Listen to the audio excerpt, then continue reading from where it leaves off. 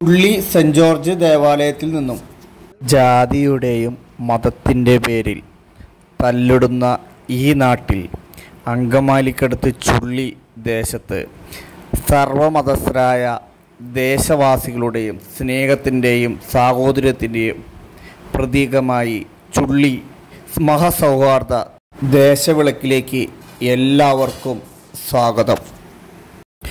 ചുള്ളി മതസൗഹാർദ്ദ ദേശവിളക്കിൻ്റെ താലഘോഷയാത്ര cent George ദേവാലയത്തിലെ reverend father Shanu Moonjely താലത്തിന് തിരിതെളിയിച്ച് ഘോഷയാത്ര ആരംഭിച്ചു.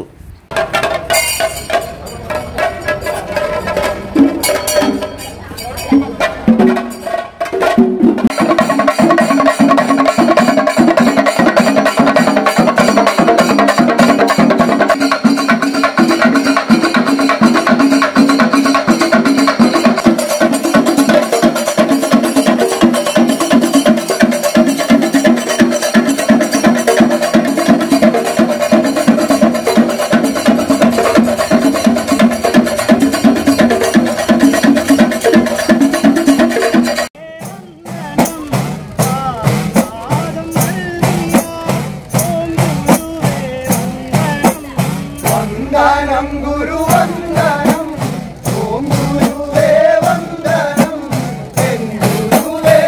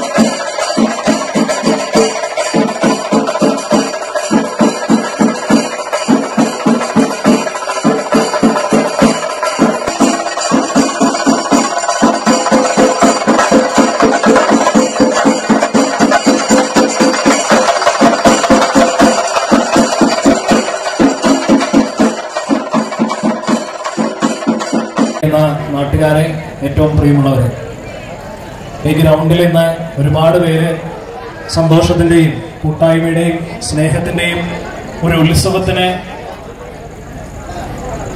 ഭംഗി കൂട്ടാനായിട്ട് ഇവിടെ ആയിരിക്കുകയാണ്. ഞാനെന്ന ഈ ദേശവിളക്ക്, മതസൗഹാർദ്ദ ചുള്ളി ദേശവിളക്ക് ഉണ്ടാകാനുള്ള കാരണം എന്താണെന്നുള്ളത് ഒന്ന് അന്വേഷിച്ചു.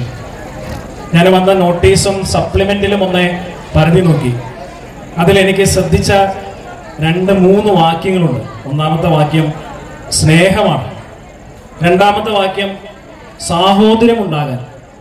എനിക്ക് തോന്നുന്നു ഇന്ന് സമൂഹത്തിലൊക്കെ നഷ്ടപ്പെട്ടു പോയിരിക്കുന്ന സ്നേഹവും സാഹോദര്യവും ഉണ്ടാകാനായിട്ട് ഇങ്ങനെയുള്ള കൂട്ടായ്മകളെ ഏറെ ഉപയോഗിക്കുന്നു, പ്രയോജനപ്പെടുത്തുന്നു എന്നറിയുന്നതിൽ ഒത്തിരി സന്തോഷമുണ്ട്. അതോടൊപ്പം തന്നെ അതിനകത്ത് വന്ന വേറൊരു വാക്യം എന്ന് പറയുന്നത് ഒരു മനസ്സോടെ ജീവിക്കേണ്ടവരാണ് എന്ന് ഓർമ്മിപ്പിക്കുക എന്നുകൂടി ഇതിനുണ്ട് അതിനുണ്ട്.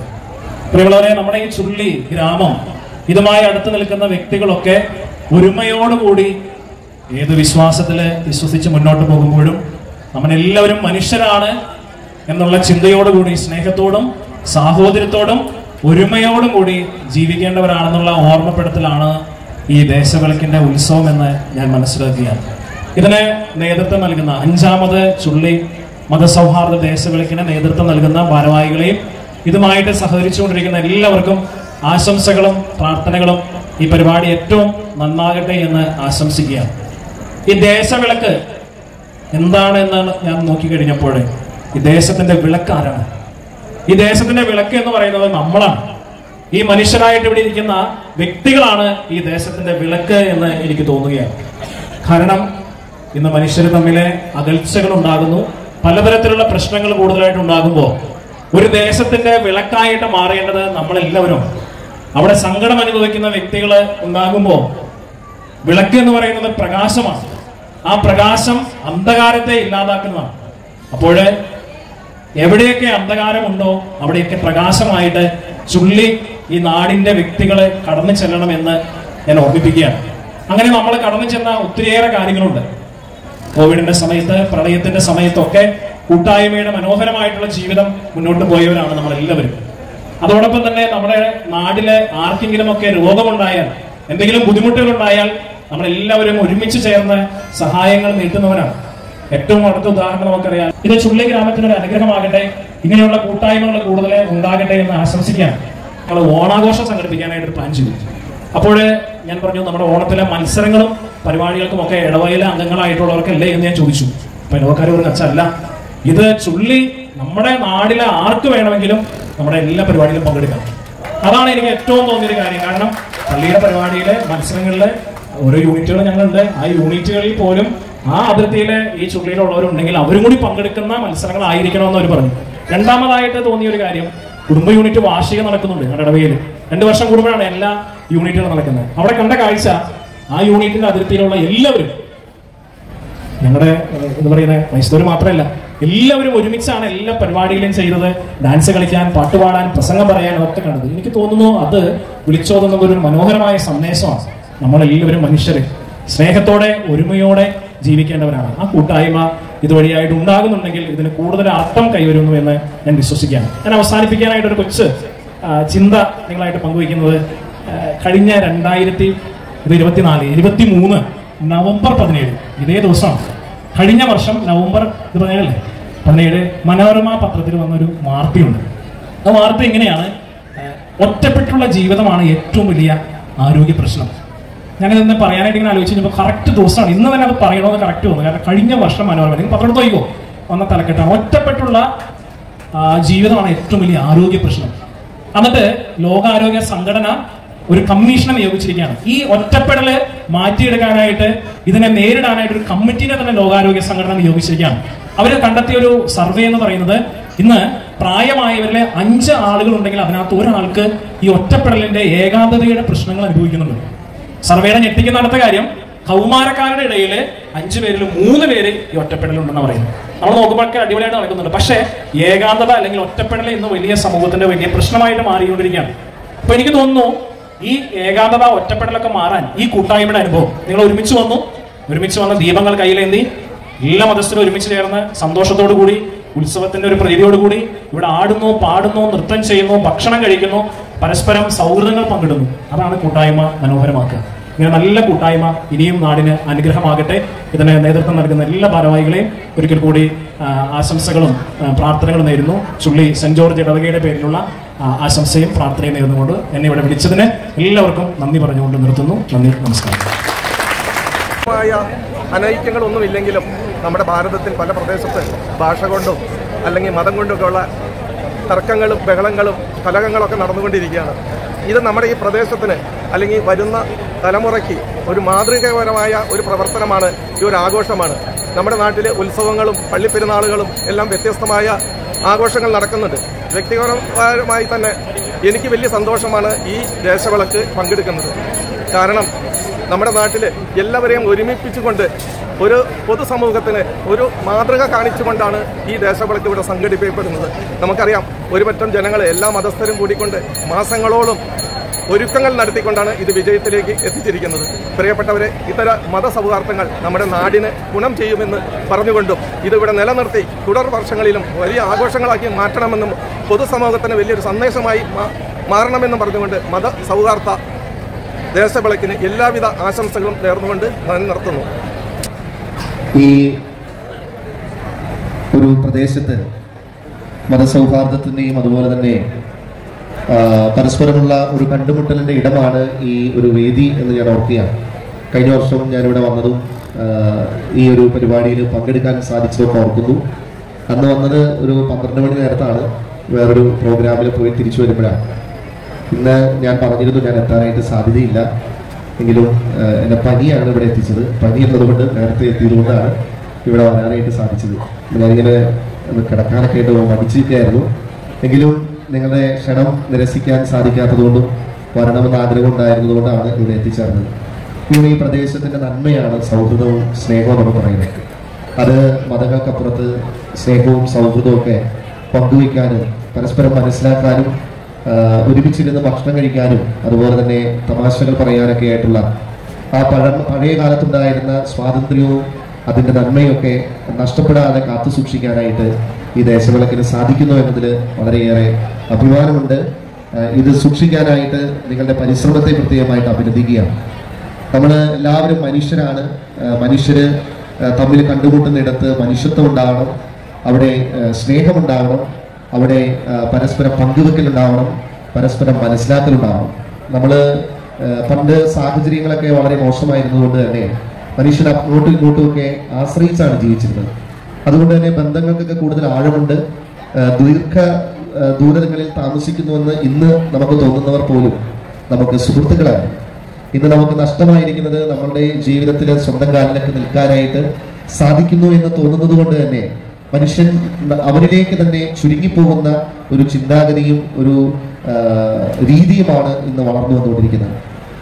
ഈ ചുള്ളി ദേശത്ത് സ്വർഗമാക്കാനായിട്ട് ഈ ദേശവിളക്കിന്റെ സൗഹൃദങ്ങൾ ഇത് ഇന്ന് മാത്രം നിൽക്കുന്ന ഒരു കാര്യമായിട്ട് മാറാതെ എന്നും മനുഷ്യ ഹൃദയങ്ങളിലുള്ള ആ ഒരു വിശാലമായ കാഴ്ചപ്പാട് സൂക്ഷിക്കാനായിട്ട് സാധിക്കേണ്ടത് ആശംസിച്ചുകൊണ്ട് പ്രാർത്ഥിച്ചുകൊണ്ട് എല്ലാവിധ ഭാവങ്ങളും നന്മകളും നേർന്നുകൊണ്ട് ഞാൻ നിർത്തുന്നു.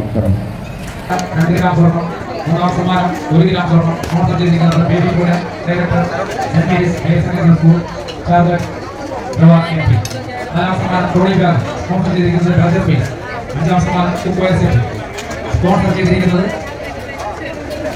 മനു ഫർണിച്ചർ ചുള്ളി. 7ാം സമ്മാനം സ്പോൺസർ ചെയ്തിരിക്കുന്നത് ഏഴാം സമ്മാനം സ്പോൺസർ ചെയ്യുന്നത് അനേക ബിസിനസ് ഫൗണ്ടേഷൻ മലബാർ. 8ാം സമ്മാനം ജോഷുവ മാഗ്നസ് ചുള്ളി. 9ാം സമ്മാനം 26 കിലോ അരി സാബു അറക്കൽ കാരായി. 10ാം സമ്മാനം അപ്പച്ചട്ടി സ്പോൺസർ ചെയ്തിരിക്കുന്നത് മാനവന ഏജൻസി.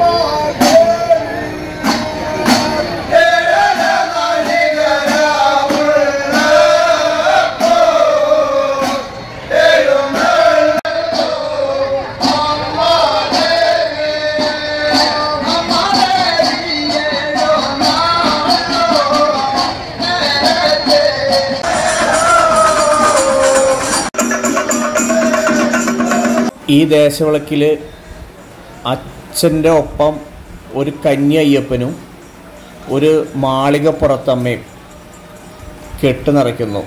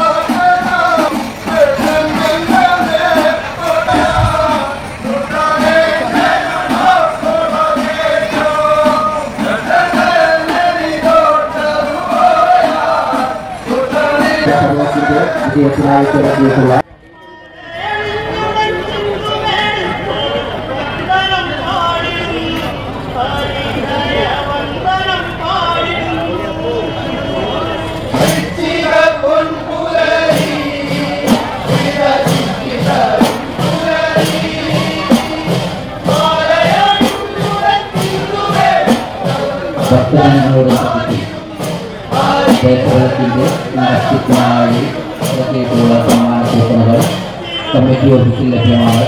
എല്ലാവരും സമ്മാന കൂപ്പണുകൾ എടുത്ത് സഹകരിക്കണമെന്ന് അഭ്യർത്ഥിക്കുകയാണ്.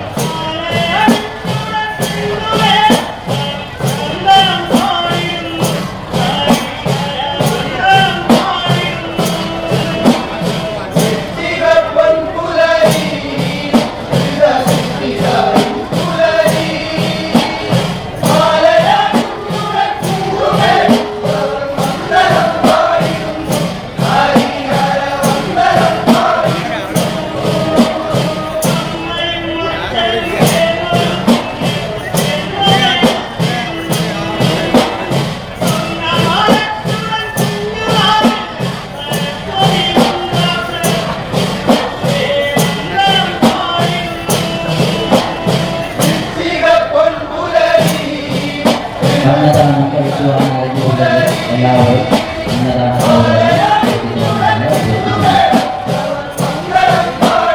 ദേശവിളക്കിന്റെ നടത്തിപ്പിനായി ഇറക്കിയിട്ടുള്ള സമ്മാന കൂപ്പണുകൾ കമ്മിറ്റി ഓഫീസിൽ ലഭ്യമാണ്.